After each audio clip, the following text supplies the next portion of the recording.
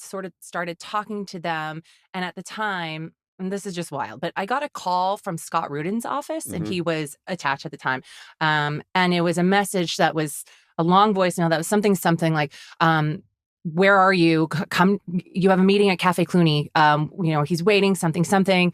And I thought I got past lives because I thought, oh my God, like, this is amazing. This is like incredible. He wants to meet me at Cafe Clooney to tell me that I got this job. I listened to the message again and again, and I played it. I sent it to my agents, and they played it. And we realized collectively that the message was actually for Greta Gerwig. For something completely... A little bit. You're born and raised in Los Angeles. Your parents are immigrants from South Korea.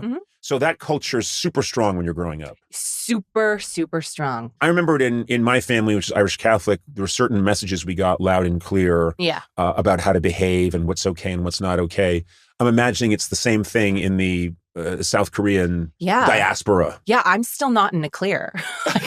Right. You know, like I'm still being tested. I don't think I've passed yet. What's the message that you were given, whether out loud or just subtly? Was it to be quiet? Was it to be a certain kind of person? Well, I don't want to be dramatic, but it was like, you are not enough. Stop being so loud. Be a lady. Be more respectful. Stop trying to be funny. It's just weird. Also, kind of not ladylike. To be funny. Oh, yeah. I mean, I feel it's funny hearing colleagues and other artists talk about, especially people who do comedy, their childhoods filled with, watching SNL together on the couch and the whole family kind of getting behind. That did not exist in my household. It was like, but by the way, my family, the funniest people on this planet, hands down. Yeah. However, the idea of like telling a joke, it's like, what are you doing? You want to get spanked? Like, what are you doing? So that all came later for me, in terms of like understanding that, comedy is a business, is a profession, and you can actually do something with that. Right. But yeah, my childhood and growing up was deeply rooted in Korean identity. I was also the firstborn in my family, so that means I was sort of the gateway for everyone. I was the first person to go to school in the States. I was the first person. I remember teaching my parents the Star Spangled Banner for their citizenship tests, and that was hard. You should have. I would have taught them the wrong stuff. I would have made up some words in there just to screw with them, But it's the test, isn't it? I know, but hey, if my parents get kicked out of the country, that's funny to me. Sucker! You really flunked that like one, a Weird Al song. Yeah. I'm just saying it's an opportunity to throw a few extra words in there, maybe get a chuckle. Oh, sure. But I've read that your role models when you're a young girl, when you're like a young woman, young girl, when you're growing up in this family, you're supposed to be ladylike. You're watching movies and you're identifying with Val Kilmer, Nicolas Cage. Yeah. What's that all about? Well, I think it makes sense if you think about how much I was under this pressure to be more feminine, more like hyper femme, a lady, all of that. So I just swung full throttle the other way. It's like Val Kilmer. I mean, which I don't know was the poster child of that kind of masculinity for me at the time. And and Nicolas Cage, Jack Nicholson, those guys, I remember watching them and feeling like, wow, I want to be like that as a young girl, which I don't know. It still doesn't quite make sense to me. I think it kind of does, because if the repression, and I'm not using that in a dramatic way again, I'm saying like, if there is a repressive stay in your box sort of vibe you're getting, you need jet propulsion to get out of it. And so I can understand saying like, okay, I'm going to identify with these guys who are kicking ass in movies and throwing people through walls, because that will propel me more out of this world. I mean, it's not that you want to be them, you just want to get out of this. Yeah. I think. Yes, that's it. Yeah.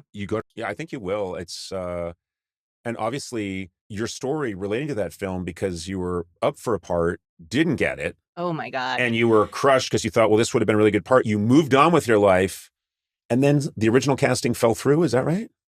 I think enough time has passed now that I can tell this story. Okay. the murders that I've committed. Portland, Oregon, right. We'll start with that one. No, it really was such a messy ride. And it happens a lot with casting and with you find out like, oh, I was not only the second choice, I was like the 15th choice or whatever it is. Yep. But in this case, I really was told by the universe several times that this was not going to be my job. And at a certain point, it just became so absurd and insulting because the first time I auditioned, I was convinced to do it. I didn't really think I could speak Korean well enough to do it. And that wasn't something that I was looking for, but I was convinced, did the tape and then didn't get it. And was like to my agents, like, come on, like, see, like, what'd you make me do? And they're like, no, they thought that you are just too old. Nice. Yeah. Oh, Don't worry. It wasn't your Korean. You're too old. Oh, Jesus. But basically, that was the case because they had cast the other role. This really excellent Korean actor who was much younger than me. And it went to someone else and they were going to shoot it. But then it fell apart and it came back almost exactly a year later. Same thing. And I think I had sort of started talking to them. And at the time, and this is just wild, but I got a call from Scott Rudin's office and he was attached at the time. And it was a message that was a long voicemail that was something like, where are you? Come, you have a meeting at Cafe Clooney. He's waiting, something. And I thought I got past lives because I thought, oh my God, like, this is amazing. This is like incredible. He wants to meet me at Cafe Clooney to tell me that I got this job. I listened to the message again and again, and I played it. I sent it to my agents and they played it. And we realized collectively that the message was actually for Greta Gerwig. For something completely, who knows what that was for? I don't know. I've told her now since, and she was like, oh my gosh, I have no idea. But that was such a publicly humiliating experience because the whole, all the agents were like, oh my God, yeah, that's Rudin. And then collectively realizing that was the wrong Greta. And so I really thought, like, please leave me alone with this job. It's not mine. I get it. I'm too old and I'm too American or whatever. Yeah, and you're no Greta Gerwig. I'm not Greta Gerwig. You're the wrong Greta. Yeah.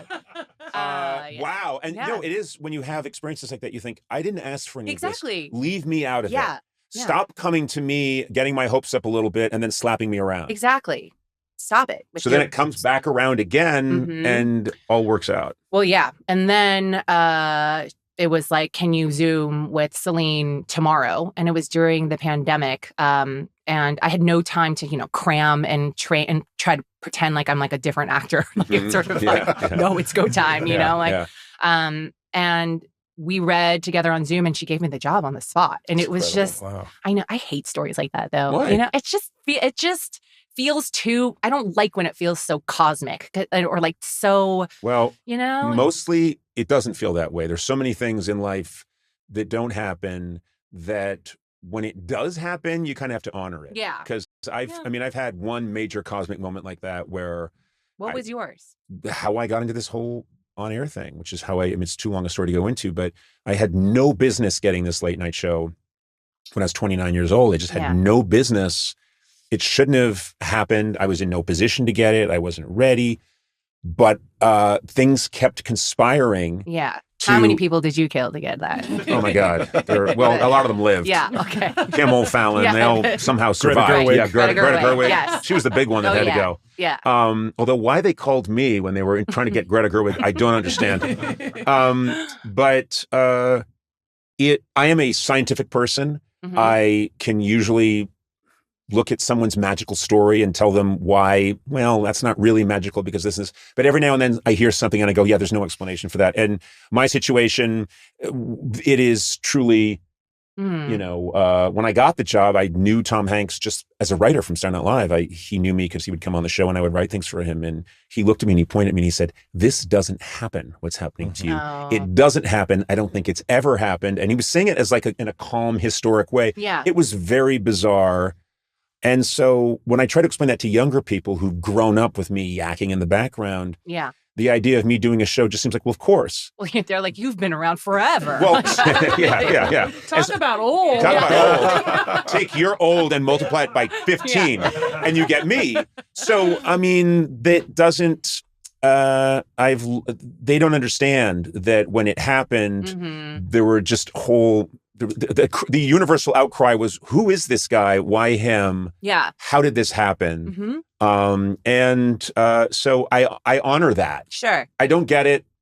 I don't get it either. But is that stressful for you now? I mean, that was now. a while ago, but not now. But then it was. Oh my God! To feel like that lucky in a way. Yeah, and also when you have that kind of situation, there was some Esquire piece about me, and no one knew who I was yet, and they had one photograph of me because there was no internet, there was no. I didn't have headshots, and Esquire did a thing about jealousy when someone you know has been elevated, and the headline of the piece was my photograph with like a bullseye on it. Oh boy! And I remember looking at this before I even went on the air, looking at it and going, "Okay, this is gonna be fun." Oh yeah. So, but it's all worked out, and it's miraculous. And but also there were, I guess what I'm saying is that I do think sometimes, and this is not scientific, and this is maybe just Irish magical thinking, but sometimes there is something at work that cannot be explained. Yeah. And I think in your case with this project, it just kept coming back to you. Yeah. I mean, I think for me, it's still really hard to explain and to wrap my mind around what's happened for me. I think I don't, in our business, no one is entitled to anything. I feel like I came off of a lot of years when I was first starting out, feeling really, really kind of put down by, the lack of opportunities for someone like me, like forget being a girl, like all the other things. And I just felt like I couldn't believe I was still in it or trying. And there was a time, and I've said this before, I felt like I had already gone to my own funeral. And it wasn't like so desperately sad. It just felt so like fact. And I had made peace with it. And I was living a great life. I mean, I had my kids and, I had this husband that I met in college and a really full dynamic plate, a full plate. And made peace with like, I'm going to be a supporting actor. Like, I think I will have enough opportunity coming in to just like support my family enough. And this is going to be okay, I think. But I know now looking back how dead I was. And like, there is something that is, a little sad about that. Because you think, wow, that is such a human thing. Like your dreams very often die and have to die. And we see it all the time. And then sometimes new ones happen that are so much more than you ever could have imagined. There's just no possible way to wrap your mind around it. And that's sort of how I feel right now. Like there's no, it's hard for me to categorize or sort of like place myself within the world of like, oh, I'm like Val Kilmer or I'm like this person. Yes, guys, every day I wake up and I look in the mirror and I'm like, how much am I like Val Kilmer? But it's just, it can feel disorienting is what I'm saying. Like, and like what that sense of purpose and what's going to keep me going, because I have all the tethers and all the things that I used to have to kind of measure myself and how much I was failing. All of it is just cut and it's all new and it feels